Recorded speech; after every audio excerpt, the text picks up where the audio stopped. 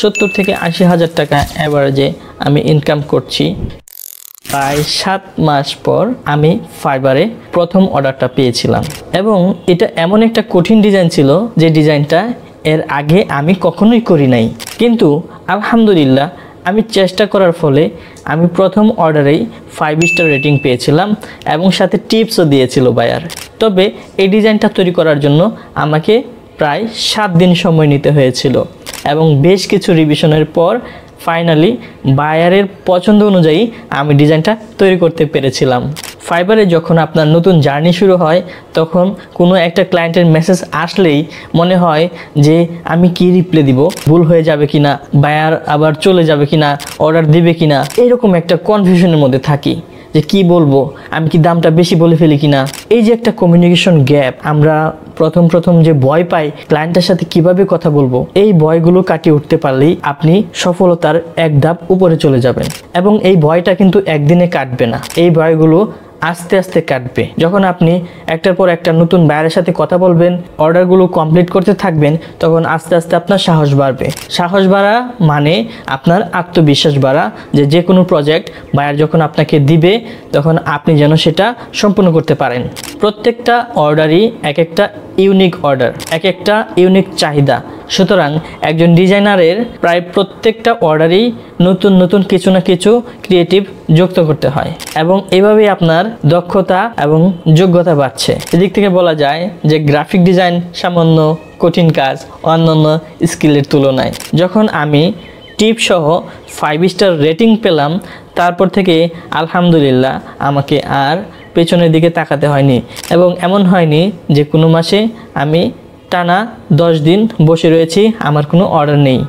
আলহামদুলিল্লাহ আমার কাছে সব সময় কিছু না কিছু অর্ডার থাকে এবং আলহামদুলিল্লাহ আমি নিয়মিত কাজ করছি ফাইবার মার্কেট প্লেসে।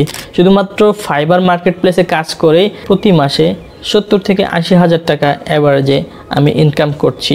মার্কেট প্লেসগুলোতে সাকসেস হওয়ার একটা মাত্র ট্রিক আছে, সেই ট্রিকটা হলো আপনার কাস্টমারকে সঠিকভাবে সঠিক সার্ভিসটা দেওয়া এবং তাদেরকে 100% সন্তুষ্ট করা। এবং আপনি যদি শুধুমাত্র এই একটা ট্রিক ব্যবহার করতে পারেন তাহলে ইনশাআল্লাহ আপনার মার্কেট প্লেসে কাজের অভাব হবে না। বায়ারকে সন্তুষ্ট করার বেশ কিছু টেকনিক আছে। 1 নাম্বার, বায়ারের চাহিদাটা ভালোভাবে বুঝতে পারা। বায়ার কি চাচ্ছে সেটা ভালোভাবে বুঝে তাকে এনশিওর করবেন যে হ্যাঁ তোমার এই প্রজেক্টটা আমি ভালোভাবে বুঝতে পেরেছি এবং এই ডিজাইনটা আমি খুব ভালোভাবে তোমাকে করে দিতে পারবো। এটা এমন না যে আপনি গালগপ্প করে দিলেন, আপনাকে কাজে প্রমাণ করতে হবে যে আপনি তার প্রজেক্ট ভালোভাবে বুঝতে পেরেছেন। 2 নাম্বার, তাকে নিয়মিত আপডেট করতে থাকবেন আপনার কাজের প্রসেসটা।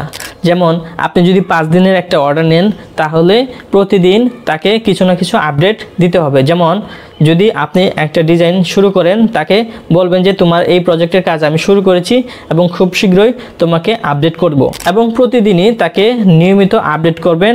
এতে করে সে খুশি থাকবে এবং সে বুঝবে যে আপনি তার প্রজেক্টটা কতটা গুরুত্ব সহকারে কাজ করছেন।